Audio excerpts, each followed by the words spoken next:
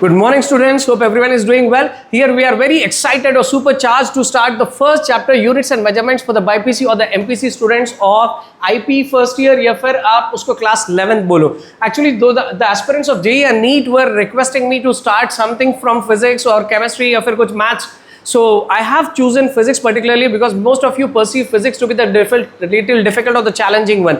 But आपके perception को आपको change करना होगा. Physics is very enjoyable and interesting subject. I'll make sure you all enjoyed. So इस chapter को हम 3 parts में यानी 3 videos में हम इसको देखने वाले हैं, जहाँ पे आज हम इसमें क्या कॉन्सेप्ट पढ़ेंगे मैं आपको पहले बता दूं कि इस पर्टिकुलर चैप्टर में हम यूनिट्स यानी फिजिकल क्वांटिटीज पढ़ेंगे जो आज की वीडियो में ये कवर होगा. And then next video will look into what significant figures are and then dimensions. देखो मैं आपको एक चीज पहले बता दूं कि फिजिकल साइंस में ये फिजिक्स पर्टिकुलर सब्जेक्ट में anything and everything is important, right? क्योंकि यहाँ पे आप स्पेशली ये जो एस्पिरेंट्स है इन लोगों के लिए देखो अनप्रिडिक्टेबिलिटी है कि कभी आप तो अक्सर सुनते हो कि भाई फिजिक्स का पेपर टफ था यानी फिजिक्स का पूरा section was very tough and all, right? तो टफ इसीलिए था कि आप जो एक्सपेक्ट नहीं करते वहीं से पूछा जाता है. तो हर पर्टिकुलर कॉन्सेप्ट, हर सब टॉपिक को आपको डीप डाइव करके पढ़ना है, राइट? सो मैं आपके साथ इसको सरल बनाऊंगा. I will make all efforts to make it very easy for you. So आज हम कुछ कॉन्सेप्ट्स कवर करते हैं and going forward next videos में हम न्यूमेरिकल प्रॉब्लम्स भी करेंगे. मैं आपको कॉन्सेप्ट के साथ साथ आपको प्रीवियस ईयर के सैम्पल क्वेश्चंस हो या जेई हो या नीट के जो आपके एक्सपेक्टेड जो क्वेश्चंस होते हैं तो ये सब आपको मैं सॉल्व करवाने वाला हूँ. Okay, so stay tuned with us. So quickly let me tell you कि what are we going to cover within this particular video. इस वीडियो में हम पहले शुरू करते हैं कि हम फिजिकल क्वांटिटीज क्या है देखते हैं, and then why study physical quantities को क्यों हमको पढ़ना है, and then who is the authority to decide physical quantities and the different types of physical quantities, right? So अब मेरे पास आपके लिए एक स्वीट लाइम है, एक मौसम्बी है.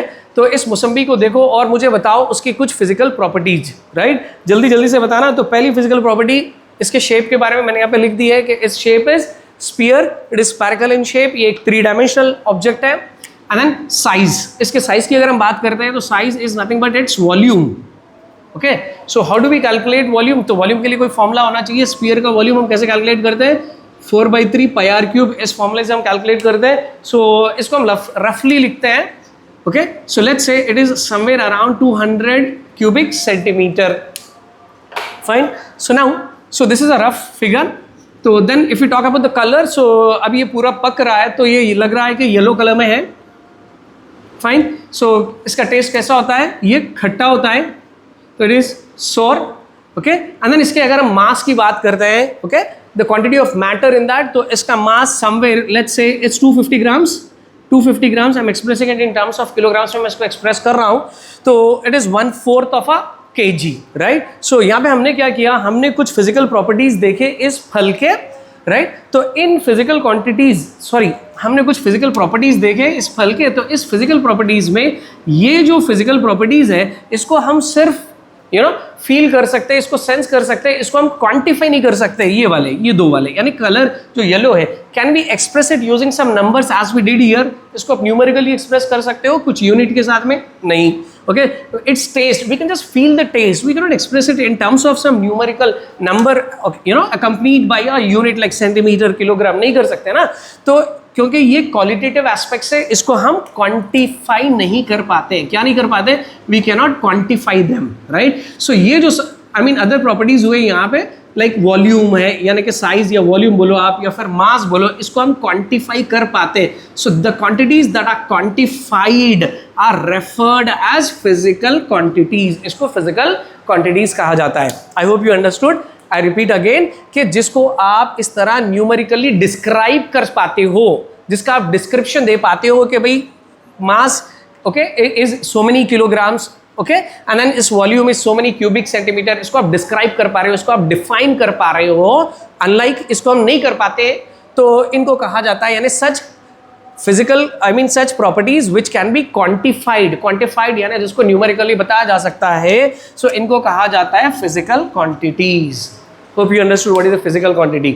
ओके, सो मुझे लिख के बताना कि कमेंट में वेदर यू अंडरस्टूड इट और not. Now we proceed with why study physical quantity. हमको यहाँ पे फिजिकल क्वांटिटीज क्यों पढ़ना है? लाइक इस फिजिक्स में ये फिजिकल क्वांटिटीज क्या हमारे लिए इंपॉर्टेंट है? Okay, in the subject physics. Okay, so let's see. So can someone tell me, I'll try to connect it with your class 10th. आपके मैं grade 10 से इसको connect करूँगा. क्या आप मुझे बताओगे कि what is the color of the sky when it is, you know, sunrise और sunset में sky का color कैसे होता है? Red होता है, right? So how do we know it is red? कि हमको कैसे पता है कि वो red है? I mean इसके पीछे reason क्या है? आपको law क्या है आपको बताना है कि आपको अगर याद है आपने उसको पढ़ा था रिफ्रैक्शन वाली टॉपिक के साथ में human I and colourful world में कि भाई रेड की जो वेवलेंथ होती है, रेड लाइट की जो वेवलेंथ होती है, it's the longest wavelength and it can travel long distances, right? Unlike other colours cannot travel क्योंकि इसकी वेवलेंथ समवेयर अराउंड 700 नैनोमीटर्स होती है. It's a long compare to the other colours. ये दूसरे कलर से लॉन्ग होती है इसकी वेवलेंथ. ओके, और आपको मालूम है ना वेवलेंथ हम कैसे कैलकुलेट करते हैं? The distance from one crest to one crest और one trough to another trough is wavelength represented by the symbol lambda.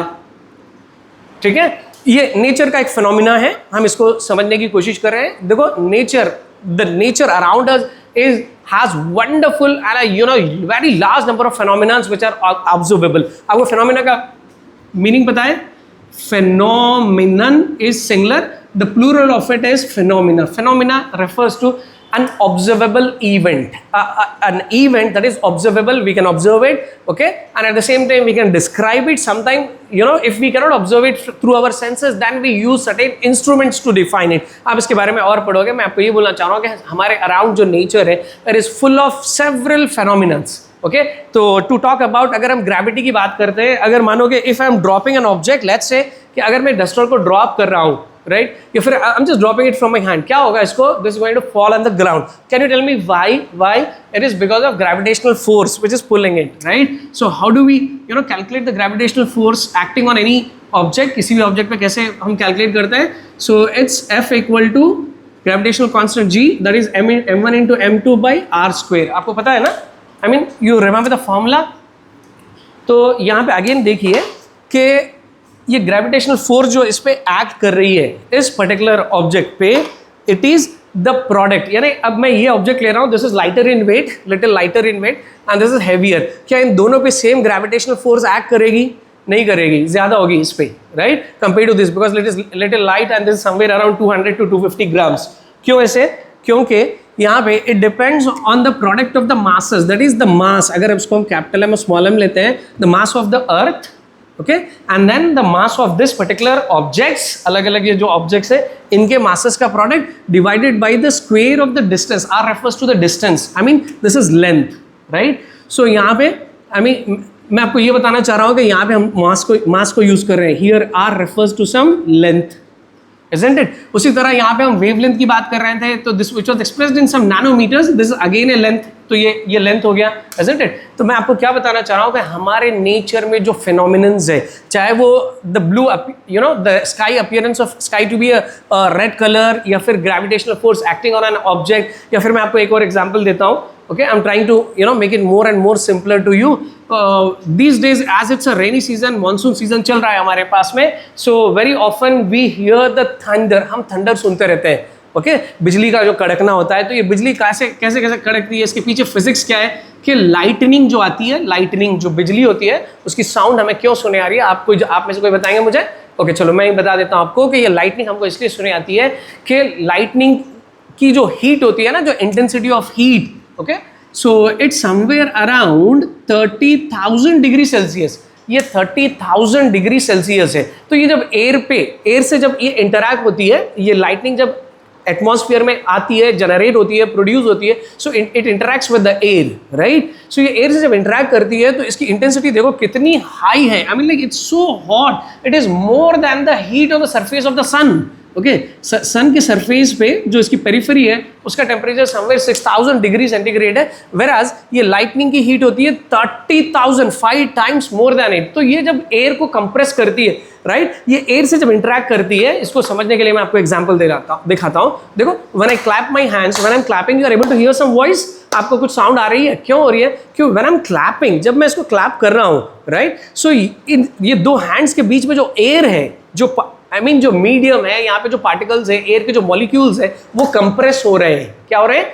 Compression, they are compressing. देखो अगर फटाक से जल्दी से मारता हूं तो we hear a louder sound, okay. अगर मैं उसको आहिस्ते से मारता हूं, हल्के से मारता हूं तो साउंड की इंटेंसिटी कम है। कि जब मैं फास्ट रैपिड मार रहा हूं तो ये दो हाथ के बीच में जो एयर है वो फास्ट कंप्रेस हो रही है, ठीक है। सो ये जो कंप्रेशन ऑफ एयर है, तो ये कंप्रेशन ऑफ एयर के पार्टिकल्स, एयर के मॉलिक्यूल जो क्विकली रैपिडली जो कंप्रेस हो रहे हैं, so they create a pressure wave. ये लोग एक प्रेशर वेव, एक डिस्टर्बेंस क्रिएट करते हैं, and that pressure wave, that shock wave reaches us as sound. ये साउंड की तरह काम कर दिए। तो उसी तरह जब ये 3000 डिग्री सेंटीग्रेड वाली लाइटनिंग जब एयर को कंप्रेस करती है कुछ सेकंड्स के लिए, यानी फ्रैक्शन ऑफ सेकंड्स के लिए, एयर को फटाक से जब तेजी से आती है, एयर से इंटरेक्ट करती है, एटमॉस्फेरिक एयर से, उसको कंप्रेस करती है, उसको हीट करती है, उसके मॉलिक्यूल्स कंप्रेस होते हैं। Because of that heat it's so high, more than the surface of the sun, so you know then it produces a shock wave, a pressure wave which reaches our ears as a thunder, an explosive way में हम उसको सुनते हैं, right.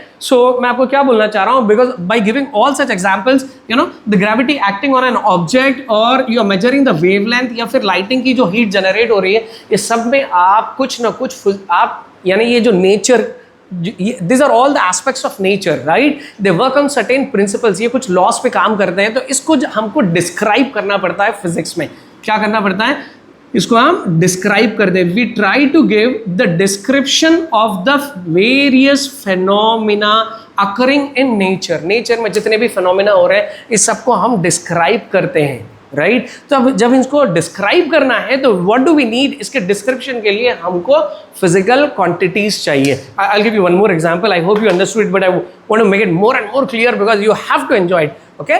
तो अब देखिए, सवेरे आज मेरा लड़का मुझसे एक सवाल कर रहा था कि he was like playing with 2 balls and he asked me, he is 8th grader. So उसने पूछा कि डैडी के ये रबर बॉल है, okay, tennis ball, and this is a plastic ball, right? When I'm throwing it with the same force, when I'm throwing both the balls with the same force, rubber ball is reaching a longer length, unlike the plastic ball. Plastic ball longer length नहीं reach कर पा रहा है। क्यों?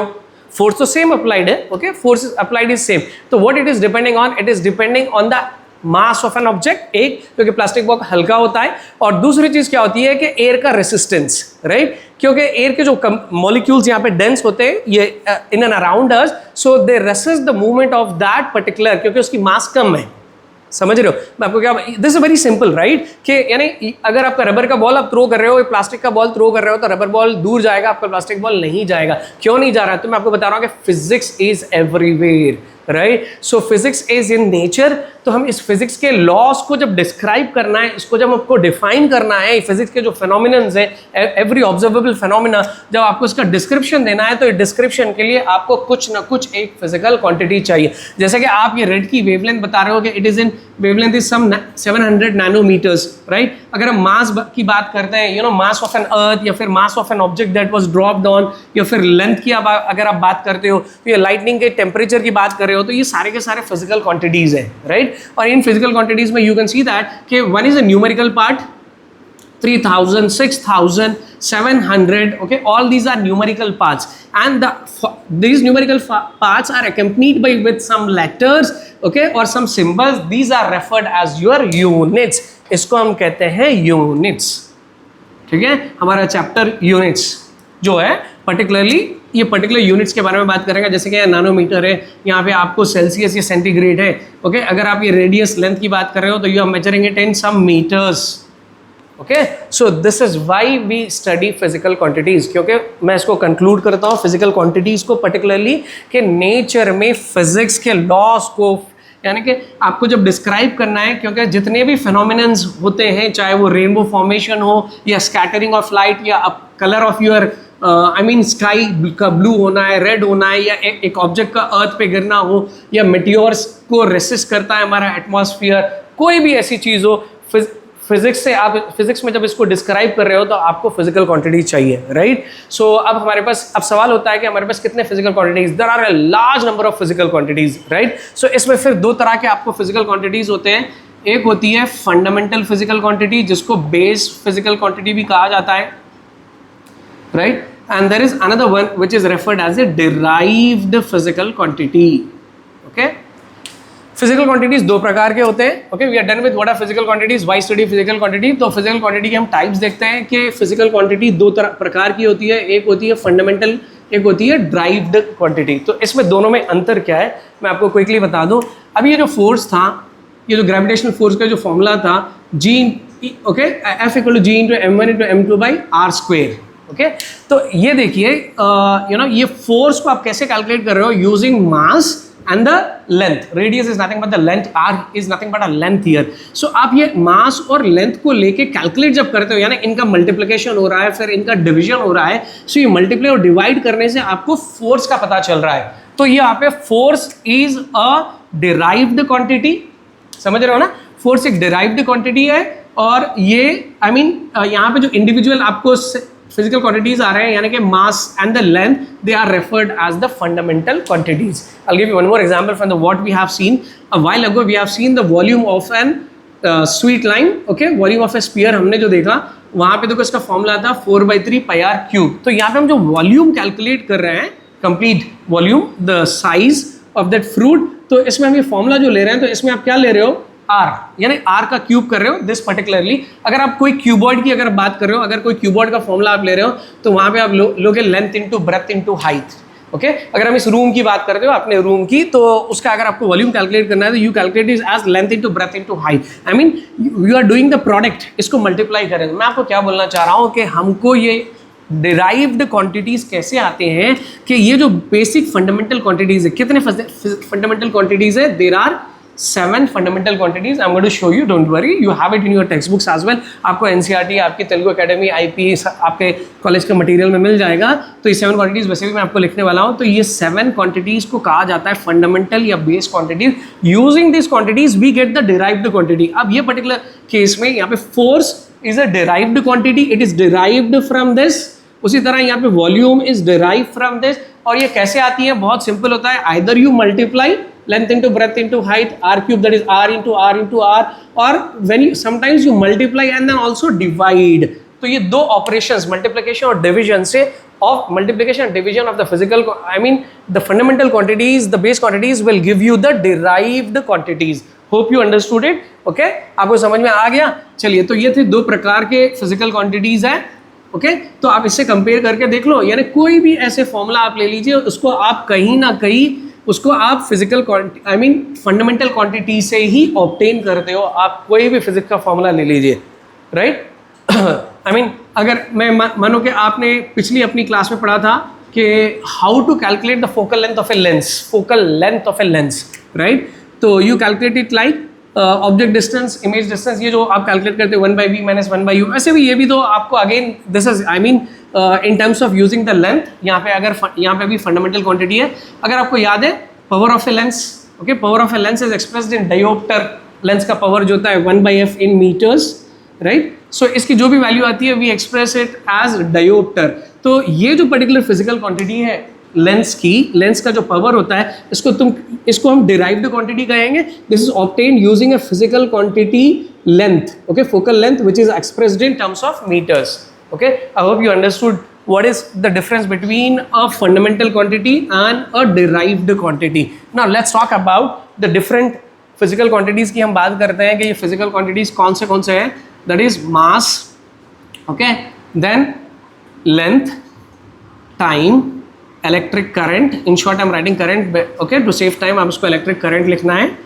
Then luminous intensity, okay, and then the temperature, and then the quantity of a substance or an amount of a substance. I'll tell you what are all these are.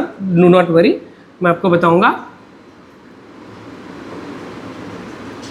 देखो, मैं यहाँ पे ये बताना चाह रहा हूँ कि there are 7 physical quantities which are considered to be the fundamental quantities. इसको fundamental, ये जो 7 फंडामेंटल क्वांटिटीज़ है यहाँ पे 1 2 3 4 5 6 7, इसको हम बेस या फिर फंडामेंटल क्वांटिटीज़ कहते हैं. क्योंकि जितने भी ड्राइव्ड क्वांटिटीज़ है, कहीं पे भी आप उसको ओके कैलकुलेट कर लो, जो भी आप ड्राइव्ड क्वांटिटी निकाल रहे हो, वो कहीं ना कहीं using this you will find it. यानी फिजिक्स के कोई भी आप एस्पेक्ट्स को कंसिडर करो, whether it is the mass और द लेंथ और द टाइम और द इलेक्ट्रिक करंट की बात आप कर रहे हो, okay, you remember how do we define an electric current? आपको याद है इलेक्ट्रिक करंट आपने प्रीवियस अपनी क्लास में पढ़ा था 10th में.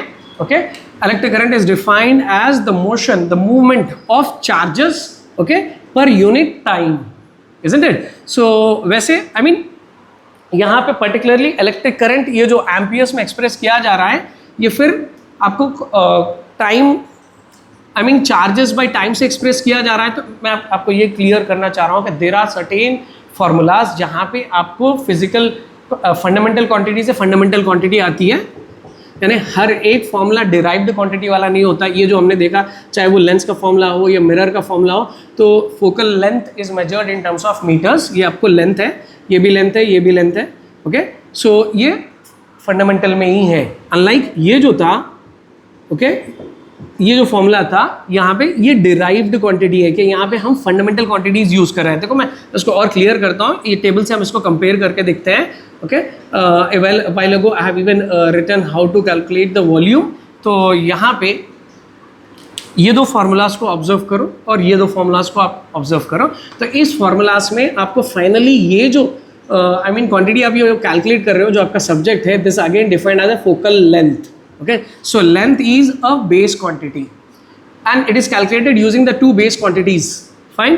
So यहाँ पे जो current है, electric current जो आपका I से represent किया जाता है amperes के unit से, this again charge per unit time. तो ये basic quantities से calculate किया जा रहा है, ये भी base है.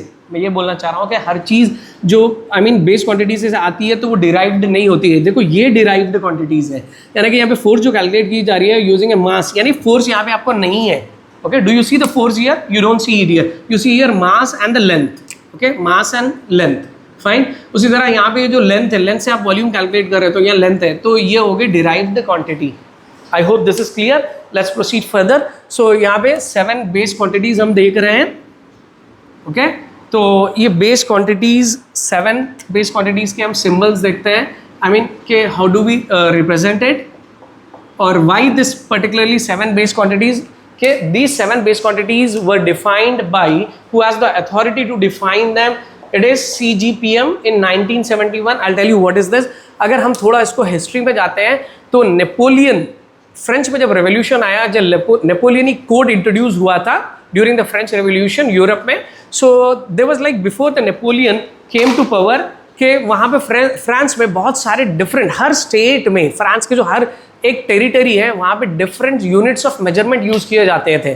Okay, and they all had different currencies as well. Currency is not related here, लेकिन जो हमारे मेजरमेंट के यूनिट्स है डिफरेंट थे हर एक टेरिटरी, हर एक स्टेट में. So Napoleon when he came to a power as a monarch, constitutional monarch, वहाँ पे जब वो बना था, तो then he has introduced a standardized system of weights. कि सब जगह एक कॉमन वेट्स और मेजर्स का सिस्टम इन्होंने इंट्रोड्यूस किया था. और मैं आपको बात कर रहा हूँ बिल्कुल 19th सेंचुरी की. So as they did the early work, जैसे इन्होंने पहला अपना काम शुरू किया था अपने देश में, तो इसको देखकर दूसरे लोग इंस्पायर हुए और सब ने यानी कंसेंसस के साथ, एक एग्रीमेंट के साथ फ्रांस को रिस्पॉन्सिबिलिटी दी कि भैया हमको ये बेस यूनिटीज, बेस क्वांटिटीज हमको डिफाइन करके दो.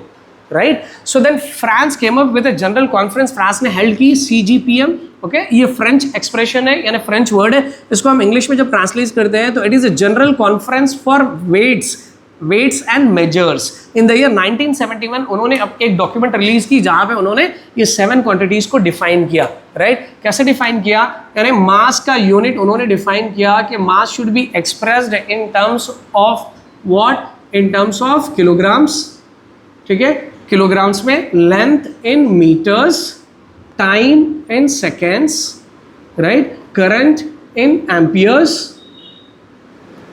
Current in amperes. I'll tell you why am I using the small letter here. I'll just tell you, don't worry. Luminous intensity. I'll tell you what is luminous intensity, don't worry. Temperature in Kelvin. It's a small k. And then amount of a substance, it is mole. Fine, तो ये units हो गए. इसके symbols भी मैं आपको बताऊंगा very soon. Before this let me tell you कि why France. Okay, I hope you understood why France. के देखो फ्रांस से पहले, आई मीन लाइक फ्रांस हमको जब ये डॉक्यूमेंट रिलीज किया, इससे पहले हम लोग क्या करते थे, हम लोग कैसे यूनिट्स यूज करते थे. पर्टिकुलरली अगर हम इंडिया की बात करते तो हमारे पास जैसे ब्रिटिश रूल था तो हम ब्रिटिश इंपीरियल यूनिट्स यूज करते थे और कुछ लोकल यूनिट्स यूज करते थे, जैसे तोला. ओके, 1 तोला गोल्ड, ओके, तो 1 तोला कहीं पे भी यूज किया जाता था। 1 तोला इज एक्चुअली 11.36 ग्राम्स, ओके, 1 तोला। वी डोंट यूज 1 तोला एनी मोर। अगर आप सुनार के पास, सोने चांदी वाले के पास जाते हो तो उसको 1 तोला बोलते हैं, तो वो 1 तोला इसमें नहीं मेजर करेगा, वो 1 तोला यानी 10 ग्राम्स लेगा, okay, fine. But those days the 1 तोला, जैसे आप सुनते हो कि 1 मन लकड़ी, मन का मतलब ये वाला मन नहीं, मन यानी 40 kg, you have heard about, right. So 1 मन, 1 पल्ला, 1 शेर, ओके, 1 गज, ओके, गज जो हम सुनते हैं, even today we talk about when we measure the small land areas, हमारे घर के गज, ओके, 100 गज, 200 गज। तो इस तरह के कुछ लोकल यूनिट्स और ब्रिटिश के स्टैंडर्ड यूनिट्स थे, okay. You may be familiar with these units, you may have heard about CGS, FPS, MKS, right. So what does they stand for? Centimetre, gram, second, foot, pound, second, okay, metre, kilogram and second. I mean length के लिए, length को कोई centimeter में major करता था, यानी हर country, हर scientist, every country was using different units. कोई सेंटीमीटर में लेंथ को मेजर कर रहा था, ओके, तो कोई फुट में मेजर कर रहा है, foot is the singular of feet, plural is feet, और तो कोई मीटर में मेजर कर रहा था। और अगर हम वेट की बात करते हैं, यानी मास की बात कर रहे हैं, तो कोई ग्राम्स में मेजर कर रहा था मास को, तो कोई पाउंड्स में, okay, and some in kilograms. Whereas time is standardly measured in terms of like second. देखो ये 3 यूनिट्स बेसिक यूनिट्स है जो कॉमनली यूज होते हैं, अदर यूनिट्स भी थे। तो जैसे कि यहाँ पे 1970s एंड बिफोर दैट की टाइम की बात कर रहे हैं, तो हमको ग्लोबलाइजेशन यहाँ से स्टार्ट हो गया था, यानी हमको अदर कंट्रीज से जो इंपोर्ट्स एक्सपोर्ट्स जो ट्रेड होते थे, we are facing difficulties of conversion of units, okay, being what is followed there and what we follow it. So there was a need for a standardised system. So France को ये responsibility दी गई थी। क्यों दी गई थी? मैंने आपको अभी हिस्ट्री बताई कि नेपोलियन ने जब इंट्रोड्यूस किया था पहली बार स्टैंडर्डाइज्ड वेट्स, तो उसको I mean they are the pioneers in this field. तो द एंटायर वर्ल्ड, UN सबके एग्रीमेंट से इनको रिस्पॉन्सिबिलिटी दी गई। तो इन्होंने ये 7 फंडामेंटल क्वांटिटीज को डिफाइन किया है, राइट। देखो before these we Indians were following the British imperial and the local units, and then we I mean ये ब्रिटिश सिस्टम था, FPS ये फॉलो करते थे। फिर उसके बाद हम 1955 के बाद हम MKS यूज करना शुरू करें, but again there was a confusion. So finally, okay, the CGPM, the General Conference for Weights and Measure in the 71 have come up with a different system called SI system, जिसको SI system कहते हैं। In English it is International System of Units। ये French word है, French में इसको ली Systema इंटरनेशनलिया कहा जाता है, जिसको हम इंटरनेशनल सिस्टम ऑफ यूनिट्स कहते हैं। So international system of units ये 7 फंडामेंटल क्वांटिटीज को डिफाइन करता है, ठीक है, दी 7 क्वांटिटीज, और ये उसके यूनिट्स है। इसको अगर आप सिंबल्स में लिखते हो तो you have to be very careful. अभी आपको पता चलेगा कि हम इसको क्यों पढ़ रहे हैं। कि अभी आप जो न्यूमेरिक, आप जो प्रॉब्लम सॉल्व करोगे, आपके जो 4 ऑप्शंस हो गए, वहाँ पे आपको सिंबल्स, आपकी वैल्यू बराबर हो सकती है, बट सिंबल्स को लोग आगे पीछे कर देंगे, यानी थोड़ा सा आपको कंफ्यूज करेंगे। फॉर एग्जाम्पल इलेक्ट्रिक करंट जो एम्पियर में आता है, इसको कैपिटल A से बताया जाएगा, ओके, एंड देन उसी तरह जो टेम्परेचर आता है, ये कैपिटल K से होगा, केल्विन। यानी कहीं पे आपका जो ऑप्शन होगा, okay, let's say ABCD, I am not taking all the options, अगर आपकी करेक्ट वैल्यू है 4.05 and 4.05, okay, so they may give you this kind of values. So यहाँ पे लोग कभी स्मॉल ए देंगे, कभी कैपिटल A देंगे, राइट। सो अब यहाँ पे आपका करेक्ट ऑप्शन क्या होगा? ये होगा। अगर ये दोनों सही आंसर है तो इसमें स्मॉल ए और कैपिटल A दिया गया। तो small A V don't use, I mean capital A हम एम्पियर के लिए यूज करते हैं, इसीलिए कि ampere was a name of a scientist. जब उसका आप सिंबल लिखते हो तो उसको कैपिटल लेटर में लिखना पड़ेगा। उसी तरह केल्विन एक साइंटिस्ट का नाम था, तो इसलिए हम उसको कैपिटल K में लिखते हैं। अनलाइक अदर सिंबल्स को हम सारे के सारे उसको आई मीन स्मॉल लेटर्स में लेते हैं, small s, small m, small kg, okay, and then mole as MOL। Making sense? So you need to be careful with, and candela as CD। I'll tell you what are all this। इसमें कुछ नए units है आपके लिए, मैं आपको अभी quickly बताता हूँ। I hope you understood why we are studying this।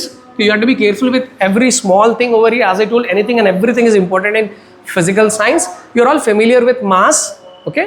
Mass आप जानते हो, लेंथ आपको पता है, टाइम आपको पता है, इलेक्ट्रिक करंट ये कॉमन है। आपकी पिछली 10th में आप पढ़ चुके हो कि it is express in terms of amperes. How do we calculate electric current? अब एक नई चीज़ है आपके लिए, ल्यूमिनस इंटेंसिटी। ल्यूमिनस इंटेंसिटी क्या है? For this I need to arrange, तो आप